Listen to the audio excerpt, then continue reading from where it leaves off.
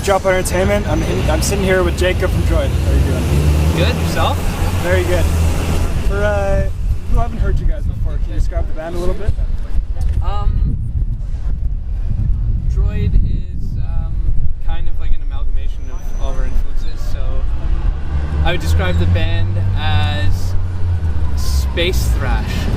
I guess you could say psychedelic and progressive rock with thrash metal. Okay. Space. So is there any other bands that fit into the category of space thrash? It's like a goofy title to try and differentiate ourselves. Yeah, I guess you could say we sound similar to like Voivod's my favorite band of all time, and a band from Germany called Mekong Delta. Pretty much like progressive thrash metal bands I tend to lean towards, and that really influences our songwriting. You were said before, like it's a thrash, like a thrash metal band. Oh, it's. But you were saying before, you know, you have a lot of progressive influences. A lot of outside influences, like psychedelic rock, like I guess Hawkwind would be a big influence, progressive rock like King Crimson, hardcore punk like Black Flag and Bad Brains really has a big influence on me, but thrash metal's our main music, that's what we listen to the most, I would say. Okay. You guys, you just released your first EP? Yeah, our first demo. First demo, sorry. Demo, yeah. Just released that this summer, entitled Malfunction, and some songs I've been working on for, I would say, the last 2 years. Some pretty old songs, and it's kind of like I don't know how to describe it.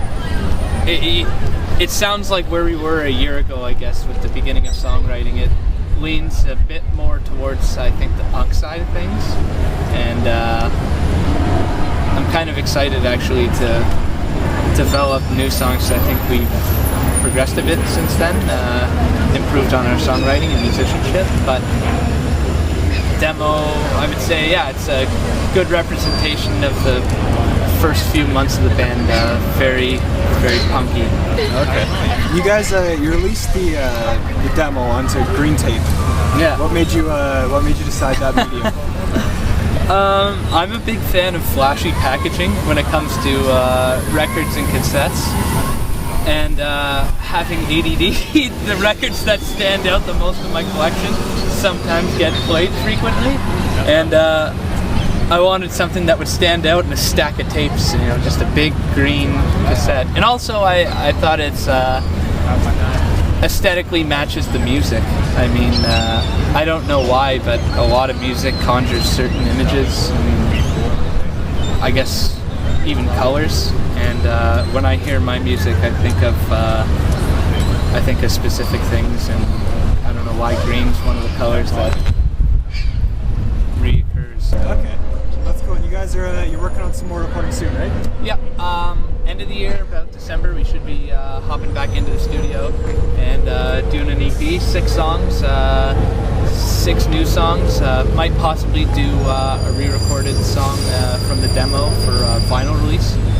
We're gonna put it on 12-inch this time instead of cassette. So, okay. Pretty exciting. Who released the demo? This is kind of cool. One of my best friends, Inti, who also lives in Brandon, Inti Paredes, he runs his own label called Hard and Heavy Records Canada.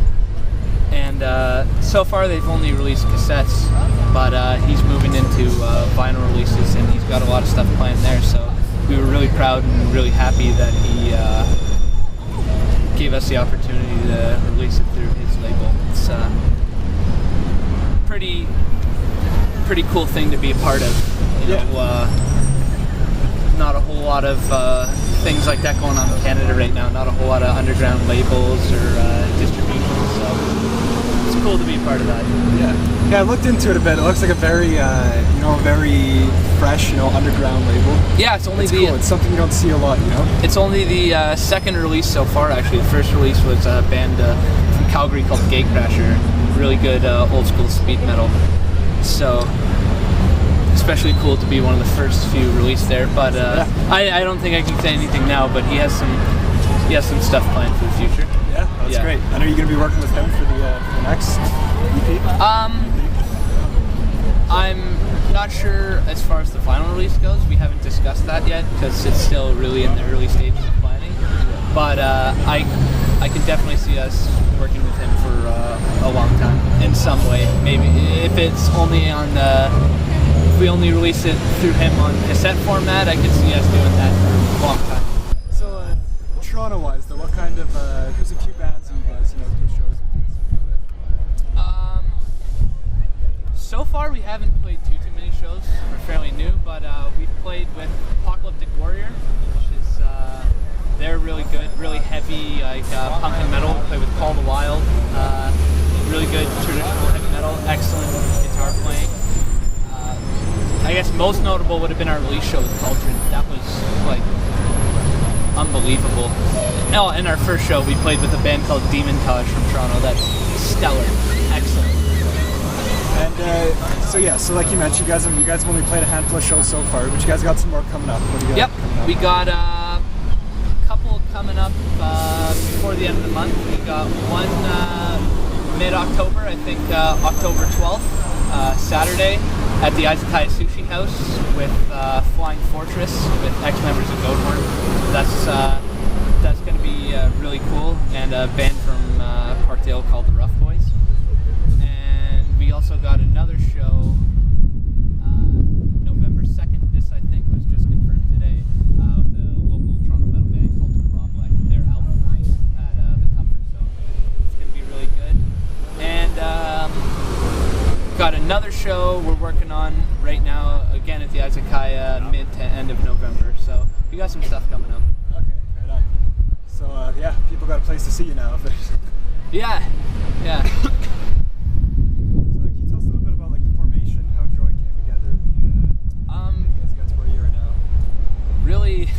Really, I guess, boring story, actually. A really old friend of mine was living in Oakville. He had a roommate who he kept telling me about, who he said liked a lot of the same metal as me. So one time hanging out there, I just struck up a conversation with the guy, buddy Abalash. Hello? Abalash, and he had a drawing he had done of Luc Lemay from Gorguts. Okay. And I didn't have my glasses on, so I thought it was Robert Fripp from King Crimson. and we ended up talking about that, and we ended up talking about guitar. Anyways, yada yada yada. Ended up jamming with him some songs, and for a long time, for quite a few months, it was just me and him on guitars. Mike Gabor, our bass player, contacted me from an ad I posted on the internet, I think 2 years previous, and forgot existed. But I still had my email linked to it, so he emailed me, and we started jamming. And unfortunately, Abalash got his visa revoked and has since been in India for I think about the last year and a half, since before we ever played our first show or recorded. So unfortunately, he helped put this whole thing together and hasn't been around for all this, but he's here in spirit. And then our drummer Seb works with our bass player Mike and Mike's brother. Mike's brother worked the same shift with him and said like, oh, here's this guy, likes a lot of the same music as you, he's a drummer, you guys should talk to him. Ended up talking to him. Sure as shit, he liked all the same music as us. Jammed with him, fit like a glove, and that was it. And the band ever since, yeah. Okay, so you guys got the shows coming up. You're working on some new recording. Anything else? Any other big plans for the near future? I mean, those are pretty big plans for us. That's a lot, as it is. We're hoping to play a lot more shows next summer. We're hoping to branch out outside of the GTA, play elsewhere, and hoping to do a split 7-inch sometime next year with. We have a couple bands in mind. I can't say who right now, but we have a couple bands in Europe in mind right now that we'd like to do the split 7-inch with. So a lot on the go. That's awesome. Yeah, no, I love to see those split ones where you guys. Oh, I love them. I love. Yeah, it's great. It's how you find out about a lot of good bands. You buy it from one of the sides of the band you like, and then you end up giving the other band a chance. Yeah, something you love, something you're gonna discover. Yeah, and it'd be great to help people over here. Find find out about some of the amazing European bands that are happening right now. Everybody's too lazy to actually dig and find all these new bands that are just unbelievable that need to be heard. So Yeah. Well, actually, while we're on that, there's a lot of people talking about what the internet has done to this industry. And that's one thing that always comes up is it's so hard to find music now. yeah, Because well, there's a million bands. I mean, there's pros and cons to everything. But there's anybody and their brother right now has a band, and all they have to do is turn GarageBand on their MacBook while they jam, and that's a demo, and make a Bandcamp account and can be heard, right? And it's amazing. I think that's like incredible that everybody has the opportunity to be creative and put themselves out there, but at the same time, it's like, how do you distinguish yourself from the group? But I can't complain too much because a lot of the people who've heard us outside of our friends or people in the local metal scene that we've talked to, a lot of people have stumbled upon us randomly through the internet somehow through another band being kind enough to share our demo, or somebody just, I guess, stumbling upon it on Bandcamp.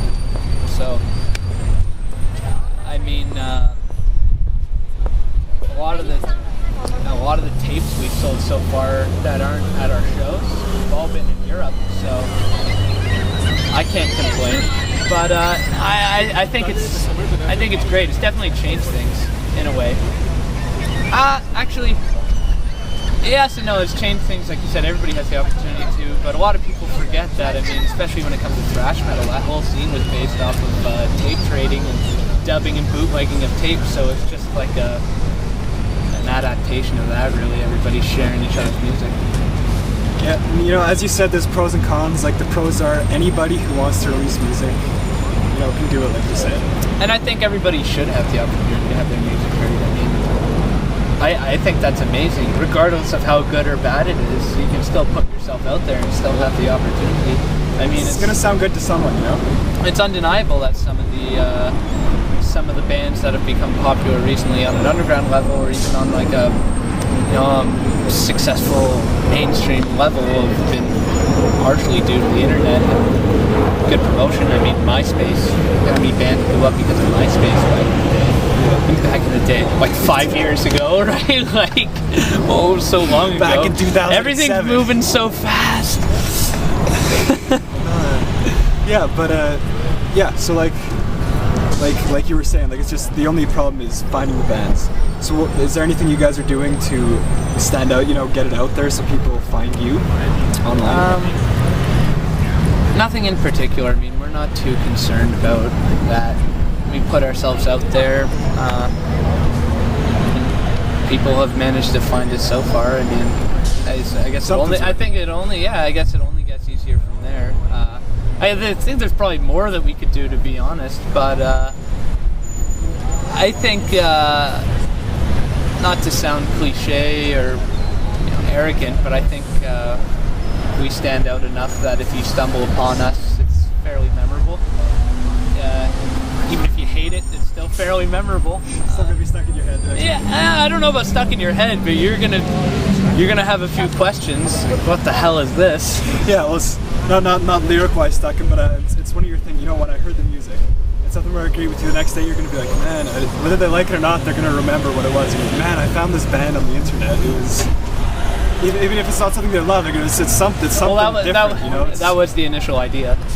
That was the idea of just being a little bit different. Yeah, space thrash. Everything's spaced. Everything's been done before, though, right? So yeah. I mean, I'm not trying to say we're reinventing the wheel here, but there's not too many bands you can point to right now that are doing this kind of thing. So. Yeah, no, that's very true.